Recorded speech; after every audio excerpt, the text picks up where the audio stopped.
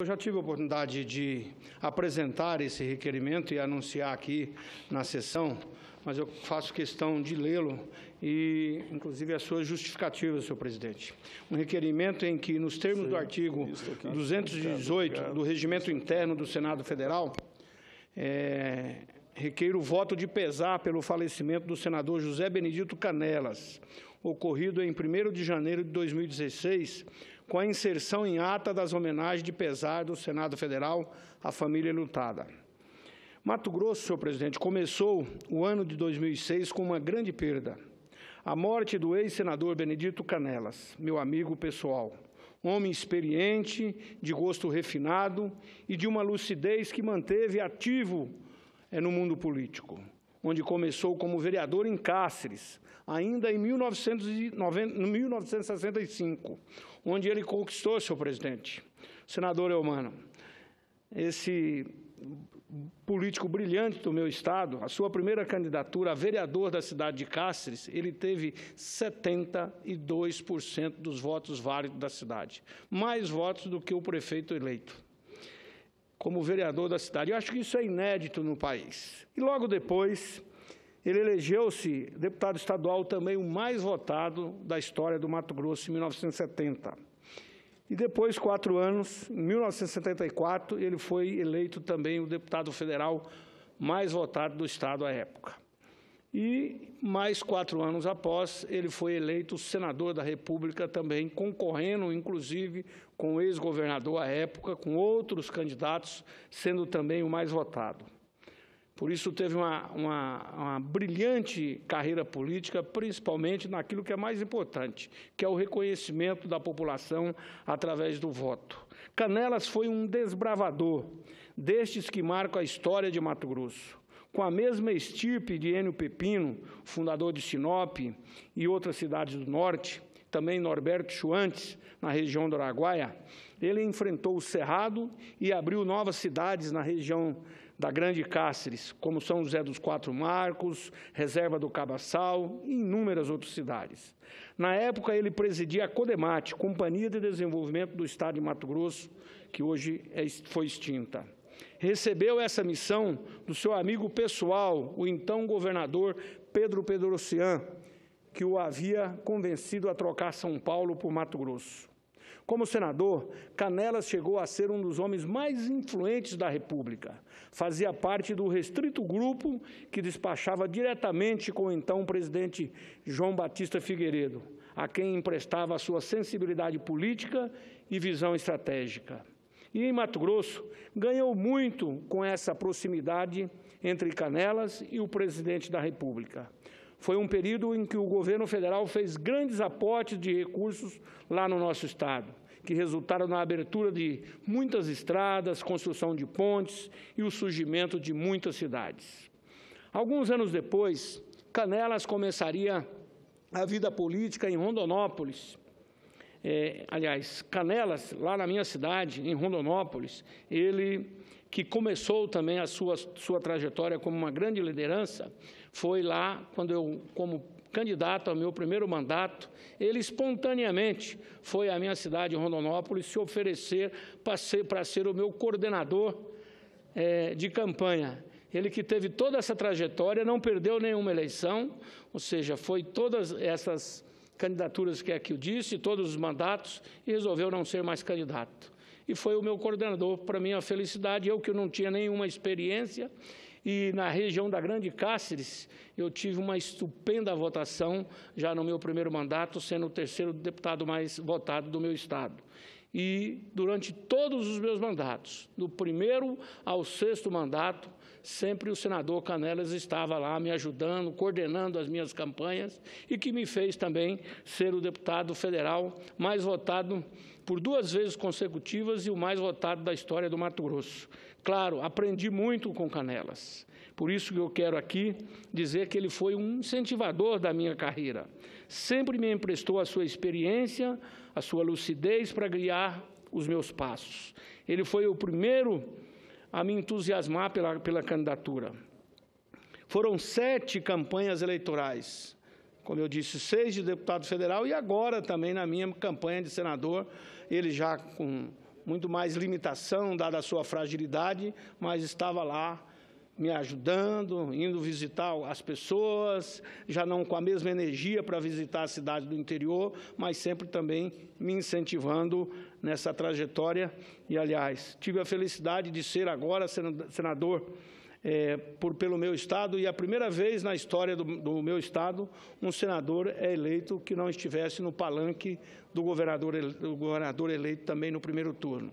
E, claro, sem dúvida nenhuma, quero aqui enaltecer também a figura do senador Canelas, por ser um conciliador, por ser um homem do diálogo, um homem que sempre procurava incentivar para que a gente vencesse as dificuldades, né? Então, todos esses desafios que eu enfrentei e que consegui vencer foi muito da personalidade e do ensinamento do senador Canela.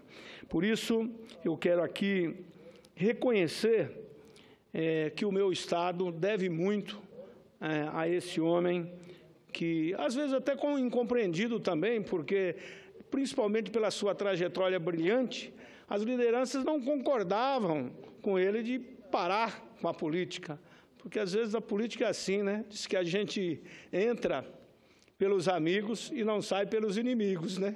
Mas ele soube o momento certo, não só de deixar a sua trajetória política eleitoral, mas nunca deixou a sua trajetória política de influência junto a todos nós da classe política de Mato Grosso. E aí eu quero dizer que não tenho como negar essa influência do Canelas, não só na minha trajetória política, mas também na minha vida pessoal. Ao tomar posse como senador da República em fevereiro passado, fiz questão de dizer que, como referência para o meu mandato, estava essa figura brilhante. Levo comigo algumas lições que aprendi com ele e que nunca esquecerei. Por isso, nesse momento de tristeza de todo o meu estado, requeiro que o Senado Federal, irmanado com todos nós, aprove e envie à família enlutada a nossa homenagem de pesar pelo falecimento do senador José Benedito Canelas. E, claro, estarei também depois apresentando um projeto de lei onde pretendo homenageá-lo como o nome de uma das obras importantes que estamos realizando naquela região. Ainda, senhor presidente, quero aqui dizer que, no ano passado, aqui dessa tribuna, falei diversas vezes sobre a BR-163, a rodovia que corta todo o estado de Mato Grosso no sentido norte e sul, passando pelas grandes regiões produtoras de grãos, verdadeiros centros geradores de riqueza. Falava sobre a importância da duplicação dos 800 quilômetros dessa estrada, mencionando muitas vezes o aspecto econômico para o Brasil, bem como para o próprio estado de Mato Grosso. E posso dizer com toda certeza, é impossível, isso mesmo, é impossível pensar o desenvolvimento de Mato Grosso, é impossível pensar o crescimento do estado, é impossível buscar as oportunidades para a nossa gente que lá está, para aqueles que acreditam na força do trabalho, sem que haja a estruturação das rodovias como um todo, mas principalmente essa grande rodovia como eixo fundamental do estado, que é a BR-163, da divisa de Mato Grosso do Sul até a divisa do Pará, seguindo por todo aquele grande estado. Por isso, por muitos anos, como deputado federal, lutei pela sua duplicação. Conseguimos fazer com que ela entrasse no programa de concessões do governo federal. Foi uma luta enorme, com grande mobilização política e social, inúmeras audiências, reuniões e apelos a ministros e a também muitos governadores para que a gente buscasse a oportunidade de iniciar essa duplicação. E hoje, os trabalhos de duplicação estão em andamento, no modelo de concessão compartilhada entre o governo, por meio do DENIT, e a iniciativa privada, no caso, a Rota Oeste, vencedora da concorrência. A parte da duplicação da concessionária, como todos sabem, avançou muito, porém, a parte que cabe ao DENIT, o Ministério do Transporte, por causa da crise econômica, acabou atrasando muito por falta do cumprimento do cronograma físico-financeiro das obras. Ao mesmo tempo em que defendia a não paralisação das obras de duplicação, alertávamos sobre a importância fundamental de manter as rodovias, sobretudo a BR-163, em condições de trafegabilidade. Afinal, o período de chuvas estava se aproximando. E eis que agora o pior aconteceu, senhor presidente. Aquilo que mais temíamos, em função de todo esse embaraço administrativo e econômico em que o país vem enfrentando, é hoje uma verdadeira luta para todos nós lá de Mato Grosso, principalmente do trecho de Rondonópolis a Cuiabá, que hoje é de responsabilidade do DENIT. Fizemos várias reuniões com o ministro dos Transportes, o ministro Antônio Carlos, com a diretoria da NTT, com o doutor Eduardo Jorge, no sentido de encontrar uma solução, porque hoje todas as obras do DENIT são pagas na fila, ou seja, uma medição entra, a outra na seguida, e isso acaba, em função do atraso, ocorrendo muitos atrasos. E, com isso, as empresas paralisam. E aí, após muitas discussões, conseguimos, então, fazer com que esse trecho, pelo menos a sua manutenção, passasse também para a concessionária. E os entraves burocráticos fizeram com que até hoje não foi possível assinar essa delegação à concessionária por parte da NTT. E hoje estive com o deputado Valtenir, conversamos com o Eduardo Jorge, com o presidente da NTT, e ele nos afirmava que ainda essa semana será assinado. E aqui eu quero, dessa tribuna, cobrar.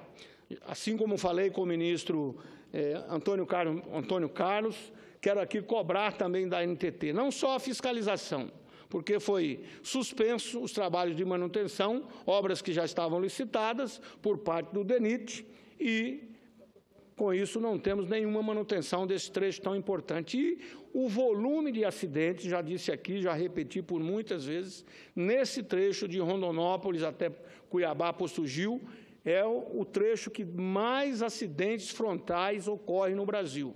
E com acidentes frontais, a gente não pode estar titubeando, porque um acidente frontal normalmente representa perda de vidas.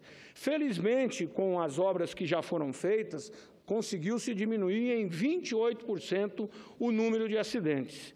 Mas, agora, neste período da chuva, nós não podemos ter nenhum vacilo nas obras de manutenção. Por isso, eu quero aqui fazer um apelo à NTT, fazer um apelo ao ministro dos Transportes e até uma justificativa à população do meu Estado. Porque aqui a nossa obrigação é essa, estar cobrando para que a gente, não só as obras sejam feitas, como também com que os contratos sejam cumpridos. E aí o pior, no trecho após a concessão, já foram implantadas as praças de pedágio, já está cobrando o pedágio da população. E é claro que uma estrada pedagiada não pode ter buracos. A responsabilidade civil e criminal é muito evidente. E aí, então, eu quero aqui estar me somando com as pessoas de Mato Grosso que utilizam essa estrada e que estão reclamando. E aí eu quero aqui trazer a razão a toda a população mato-grossense, a todos os brasileiros que trafegam nessa estrada, que estão pagando o pedágio e que não têm hoje, no trecho de Rondonópolis a Cuiabá, uma estrada com a conservação adequada, uma estrada com a conservação condizente para uma estrada pedagiada. Então, por isso eu quero aqui não só cobrar veementemente da NTT, do Ministério dos Transportes, como também quero aqui me somar a todos aqueles que quiserem, inclusive, buscar os seus direitos e devem buscar os seus direitos na Justiça. Claro que a gente não quer que aconteça nenhum acidente, principalmente com perdas de vidas, mas também qualquer tipo de acidente que possa causar danos, além do tempo da trafegabilidade, que é também um impeditivo para o desenvolvimento não só de Mato Grosso, como do Brasil. Por essa estrada passa a maioria da carga produzida no estado de Mato Grosso. E Mato Grosso tem respondido ao Brasil, sendo um dos estados que mais produz neste país, principalmente as commodities agrícolas, onde somos campeões. Somos o maior produtor de soja, o maior produtor de algodão, o maior produtor de milho, o maior produtor de proteína animal, e estamos no centro do Brasil, e aquilo que é muito bom, porque temos extensas áreas territoriais, mas nós temos as dificuldades, principalmente na nossa logística, ou seja, tanto para importar os nossos insumos, como também para exportar aquilo que produzimos, as distâncias são muito longas.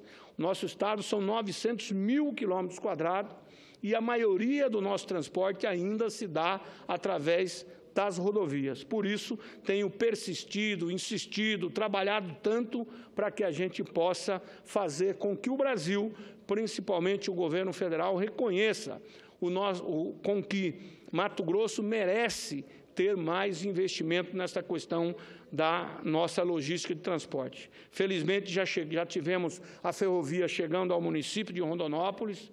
Hoje ela transporta grande parte dessa produção, mas Rondonópolis já está praticamente na divisa, na região sul de Mato Grosso. E esse grande volume tem que passar de Rondonópolis a Cuiabá, a todo o nortão de Mato Grosso. Por isso eu quero aqui não só registrar com que Mato Grosso merece, tem direito a esses investimentos, mas também cobrar aqui de forma veemente para que a ANTT e o Ministério do Transporte tomem as providências. Não dá mais para esperar nem uma semana, não dá para esperar nem um dia.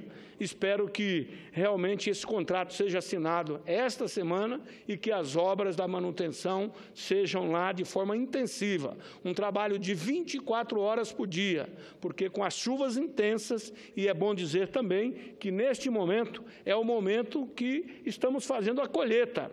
E aí, ao mesmo tempo que estamos colhendo, temos que exportar essa produção. E aí, claro, a sobrecarga nesta rodovia é muito maior. Então, eu quero aqui agradecer, senhor presidente, esse espaço, me congratular com todos os companheiros que estiveram aqui na volta do recesso parlamentar, e espero que este ano, como a presidente Dilma esteve aqui na abertura, primeira vez, né?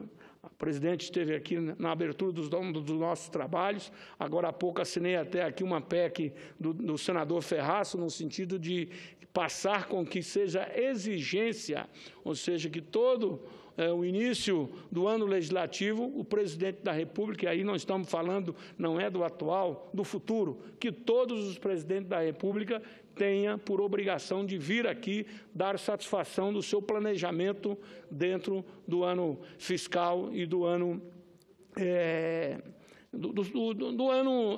que ele tem planejamento do seu trabalho. A presidente Dilma deu um exemplo.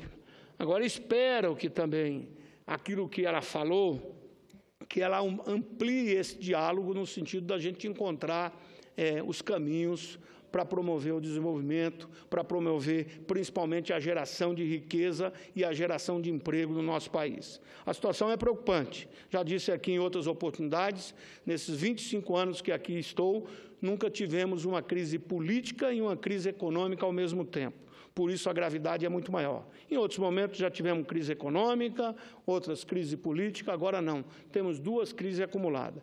E, claro, sem dúvida nenhuma, neste momento, a grande meta que temos que fazer para sobrepor essas dificuldades é trabalhar.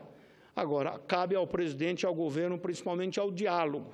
E eu tenho certeza que o Congresso Nacional, principalmente o Senado da República, como falou o nosso presidente Renan, não vai se furtar, não vai ser aquele que vai ser o promotor da crise. Afinal de contas, essa casa aqui é a casa da experiência, da maturidade. Todos aqui são parlamentares, são pessoas que já viveram muitas experiências, não só no Legislativo, como também no Executivo. Todos nós podemos contribuir muito com o país. Mas, claro, queremos, acima de tudo, que o governo tenha agilidade, diálogo, para que a gente possa vencer essa crise, porque quem está lá na ponta, quem está perdendo o emprego, quem está passando as dificuldades, não tem como esperar. Eu sempre tenho dito e repetido, quem está na fila de espera, a mãe, o pai, com o seu filho doente lá no posto de saúde, ele tem pressa. Quem está numa estrada esburacada tem pressa e tem direito e tem razão de exigir, principalmente da classe política, mais diálogo e mais solução para o Brasil. Muito obrigado, senhor presidente.